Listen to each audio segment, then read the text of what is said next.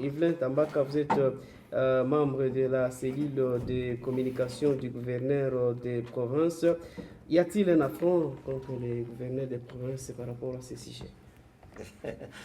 Merci beaucoup. Je suis content parce que j'ai participé à ces deux rencontres avec la presse. La première rencontre, ou le point de presse qui a été animé par le ministre des Finances Bernard Mwindo, juste pour présenter les Chinois, les 17 Chinois et 6 Congolais, un Burundais. Je ne sais pas, on nous avait informé les situations difficiles que la délégation du gouvernement provincial, accompagnée par la députée Béatrice Navanon, et la situation qu'ils ont rencontrée sur le terrain. Comment on peut refuser à un ministre qui représente l'État congolais d'accéder à un site qui se trouve sur le sol congolais? En tout cas, le ministre avait dit que c'est grâce à l'appui des services de sécurité qui avaient accompagné la délégation qu'ils ont réalisé ce qu'ils ont fait. Tout le monde qui a suivi a déploré cette manière des Chinois et de leurs partenaires de traiter les Congolais. Ce n'était pas n'importe qui. J'ai parlé le même jour avec le chef de division des mines. Il m'a dit, moi je ne peux même pas y aller. Je suis arrivé là une seule fois parce que j'étais avec la délégation venue de Kinshasa. Nous avons fait 4 heures de négociations avant qu'on puisse franchir la dernière barrière pour accéder au site. C'est-à-dire, c'était le premier point de presse. Tout le monde a compris, la presse a relayé, on nous a présenté les Chinois et le ministre a rassuré que ce n'est pas seulement l'infraction d'exploitation illicite ou de séjour illégal, parce que c'est irrégulier. Ces Chinois disaient qu'ils n'avaient pas de documents. Mais vous avez vu des vidéos où ils ont des passeports. Qu'est-ce qui s'est passé pendant ces temps? Alors, on devrait énumérer toutes les infractions. C'est-à-dire, ce n'était pas seulement le séjour sur le sol congolais. Et c'est là que je vais dire que peut-être la DGM s'est seulement focalisée sur les séjours irréguliers. Après, le ministre, en tout cas, on lui a posé la question, est-ce que vous sentez les poids? Est-ce que vous vous sentez menacé? Pendant qu'il venait de Walungu, des gens appelaient de partout. Le ministre a dit, et même les gouverneurs, même Pékin a appelé les Sud Kivu par rapport à ces dossiers. Mais ce qui doit nous interpeller tous, c'est que des chefs de certaines institutions au niveau de la République démocratique du Congo, ressortissants du Sud Kivu, ont aussi appelé dans le sens de donner l'ordre au ministre à ce temps-là de libérer les Chinois avant qu'ils n'arrivent même à Bukavu. Et après, on était sûr qu'il y a un dossier qui s'est fait, mais il y a beaucoup de gens qui posent la question comment ils se sont retrouvés à la DGM. Ils se sont retrouvés à la DGM parce que c'était une des étapes qu'il fallait qu'ils se mettent d'abord en ordre et qu'ils aient des documents. Ce n'est pas à dire qu'ils étaient là parce qu'après les documents, ils doivent être libérés. Alors, le ministre et le gouverneur, lui qui vient de dire, vous avez suivi, qu'il a écrit. Ce n'est pas seulement un ordre donné verbalement. Il a écrit pour dire aucun de ces Chinois ne quitte sans que les négociations ou les vérifications des faits que nous sommes en train de faire ne se terminent. Et là, on avait déjà essayé de calculer, ils exploitent combien ils peuvent avoir eu frauduleusement pendant tout le temps qu'ils sont là-bas. Et voilà, le gouverneur qui était dans l'itinérance sur la RN5, vous savez que à Ngomo là-bas, et souvent il n'y a pas de connexion. Peut-être qu'on l'a cherché, on ne l'a pas eu directement. C'est quand il arrive où il y a un peu de connexion qu'il a l'appel, il venait de le dire, un appel de Kinshasa. Alors, c'était pour nous tous, ou pour tout Congolais, inacceptable qu'on puisse aller directement les libérer. Et expulser ne veut pas dire que vous les envoyez dans un autre pays. Non. Expulser, si c'est le vrai terme que ceux qui les ont libérés veulent utiliser, ça veut dire vous les prenez de votre pays jusque dans leur pays. Et dire qu'ils vont passer par le Rwanda, ça on trouve un peu louche. Alors, quand il apprend directement qu'il y a ces 14 qui ont été libérés par la DGM, on les a vus à la frontière en train de montrer leur passeport. Le gouverneur a compris qu'il y a quelque chose qui s'est passé au niveau de Kinshasa. Il y a des ordres qui ont été donnés. On parle de la hiérarchie de la DGM, la direction. Et si c'est la direction qui a pris, qu'est-ce qui nous dit que ces mêmes gens qui appelaient les ministres de ne pas les amener jusqu'à Bukavu ont utilisé leurs pions qu'ils ont, leurs personnes qu'ils ont dans cette direction générale de migration. Voilà, les discussions étaient au point que ces gens devraient payer beaucoup d'argent pour la province du Sud Kivu. Et ils étaient déjà au niveau de 8 millions de dollars. Alors, il n'y avait ici, pas... on parlait de 10 millions. Oui, les 10 millions ou 8, jusque-là, il n'y avait pas un compromis entre ces Chinois, cette entreprise, et la province du Sud Kivu. Mais les experts de la province du Sud Kivu avaient estimé à 10 millions les amendes et tout ce qu'il fallait payer. On ne veut plus rentrer dans les documents, les entreprises n'ont pas de documents ou des faux documents, tout ça on ne va pas y revenir. Mais je vais dire qu'il y a encore, tout n'est pas perdu, comme l'avait dit le ministre des Finances, qui, je dois préciser, parce que beaucoup de gens font une confusion, comment il est parti et tout ça. Non seulement qu'il est censé, il doit mobiliser les recettes pour la province, mais à cette époque-là, il assumait l'intérim du ministre des Mines, qui était en mission à Kinshasa.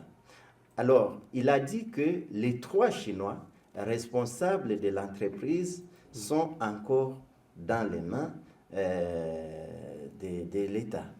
C'est-à-dire que même si les 14 sont partis, peut-être c'était des administratifs, des agents, mais les responsables de l'entreprise sont encore là. C'est-à-dire... Ils sont arrêtés où?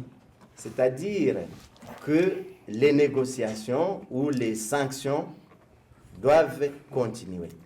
Alors, il y a aussi un problème. Ces Chinois, dans ces sites de Karembo, ils s'étaient déjà installés, suffisamment installés, qu'ils avaient des machines, il y avait des camions, il y a tout ça qui continue à rester sur le sol congolais.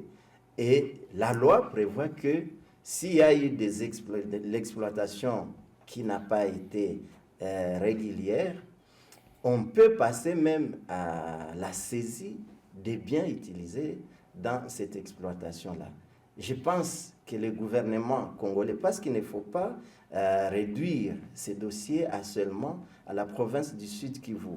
C'est un manque à gagner pour la République démocratique du Congo et c'est aussi pour la province du Sud Kivu. La question que vous m'avez posée, c'est là que je suis en train de trouver que nous tous, nous ne comprenons pas que ce n'est pas la lutte, ce n'est pas l'affront du gouverneur Jean-Jacques Purusi. C'est l'affront des Congolais, c'est l'affront des Sud-Kivusiens. Moi et vous, nous devrions nous sentir impliqués dans ces dossiers, réclamer que nos richesses ne continuent pas à être exploitées et enrichir les pays autre que notre pays et que les Congolais continuent à vivre dans la misère. Et donc, orienter cette question vers seulement les gouverneurs, les gouvernements provinciaux, c'est vraiment ne pas comprendre que c'est nous qui sommes victimes de tout ça. Et donc, vous avez compris que même les élus du peuple sont impliqués dans la recherche que les choses changent. J'ai vu des gens, on a discuté avec beaucoup de gens qui disent, depuis, je ne sais pas, 2000, 2006, 2007, on n'a jamais eu des contradictions, ce qu'ils ont appelé contradictions entre les services. Moi, j'ai dit, soit tout le monde dans ce système-là, pendant ces temps, était complice, et c'est comme ça qu'ils s'entendaient, parce qu'ils doivent collaborer, ils savent la chaîne, comment ça s'est fait. Et maintenant qu'il y a déjà quelqu'un qui ne veut pas entrer dans ce système-là de mafia, comme l'a dit le gouverneur, ça commence à poser problème. Le gouverneur Jean-Jacques Poroussi a dit, moi je n'adhère à rien qui soit anti-valeur. Si vous pensez que je vais collaborer parce que vous envoyez de l'argent à Kinshasa, parce que vous envoyez l'argent je ne sais pas à qui, et moi vous devez me soudoyer, moi je ne suis pas d'accord. Et donc, vous devez payer. Et ils vont payer. Voilà. Entre-temps, c'est un message lancé à tous ces gens qui exploitent au Sud Kivu et qui ne sont pas en ordre avec l'État. Et pour finir, il faut dire que le gouvernement provincial, sous la houlette du gouverneur Jean-Jacques Poroussi, va créer une entreprise provinciale qui va œuvrer dans l'exploitation minière. Ça veut dire que ces gens peuvent venir directement. Il y a des sites, ils vont dire, nous collaborons avec le gouvernement provincial. Et là, il n'y a pas moyen de faire ce qu'ils sont en train de faire aujourd'hui. Et donc, pour ces Chinois, il y a eu beaucoup de pression et malheureusement, il y en a qui ont cédé, notamment la DGM a cédé à ces pressions, mais le gouvernement provincial, qui a l'appui des élus du peuple du Sud Kivu, a dit on doit cesser. Ce qui s'est passé avant, avec tous les complices, ils vont... Et puis ils ont promis que d'ici là, on va donner les noms de tous ces gens qui protègent l'exploitation illicite et illégale des minéraux au Sud Kivu. Voilà. À ce niveau-là, il ne faut pas réduire la lutte au seul gouverneur. Il faut dire, est-ce que nous, les Congolais, est-ce que nous, les Sud-Kivusiens, nous nous sentons vraiment touchés par ce qui s'est fait et pourquoi ces Chinois devraient continuer à exploiter les minéraux. Est-ce qu'il y a un espoir de récupérer quelques millions chez Rivenant Tambago? Parce que vous avez dit que le ministre a tenu quand même à promettre qu'il y a d'autres procédures à suivre pour récupérer quelques millions volés par les Chinois. Y a-t-il cette possibilité-là? Merci beaucoup. Ce n'est pas seulement les ministres. Vous avez suivi même le gouverneur de province promettre qu'il ne va pas se laisser intimider. Même la pression, ça ne va pas passer. Et donc, le Sud Kivu devrait se réjouir et dire qu'il y a des choses qui se sont passées. Il y a des gouverneurs qui se sont laissés entraîner dans cette logique-là des mafias. Et c'est comme ça qu'il n'y avait pas tout ce que vous êtes en train de voir. Et dès que ce vent va passer, vous allez voir que les choses vont redevenir normales. Et tous ces gens qui s'agitent à gauche, à droite, et donc, on peut comme ça oublier d'avoir les 8 millions pour... Non, je vais répondre. Je vais dire que Patrice Lwabagouma, qui est expert dans ces dossiers des mines, vous avez suivi les explications qu'il a données. Il a même les dates, les chiffres, tout ce qui se passe. Ça veut dire qu'il y a beaucoup d'années que ce système était déjà... Donc, ça roulait, ça passait. Parce que le gouverneur sait, il aura combien, les commandants... police, les directeurs donc c'était bien réparti. Mais à un moment, la machine ne tourne plus comme ça devrait se passer parce que le gouverneur et son gouvernement disent que ça ne doit plus continuer. Et c'est là que Patrice fait allusion à une commission. Je pense que la société civile, dans sa thématique mine, est représentée dans cette commission. Alors, c'est au niveau de la commission. La première étape, c'était de savoir qui est sur le sol congolais, qui exploite où et quoi. Et la deuxième étape, à Karembo, ce n'était qu'une des missions qui sont programmées. Mais j'ai suivi les gouverneurs dire, on ne peut pas commencer à donner le programme. Tel jour, on ira à Fizi. Tel jour, on ira à Ninja. Non, ça va être des missions surprises. Parce qu'on doit les trouver là-bas.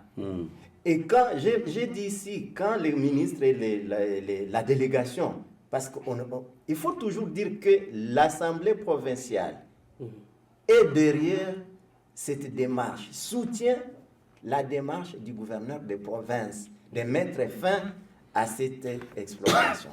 Quand il venait de Walungu, en cours de route, des dignes fils de Walungu, qui sont dans les institutions du pays, j'ai bien dit, ont appelé sous forme d'ordre. Moi, je vais aller voir tout. Tout n'a pas joué, moi, je vais aller voir tout.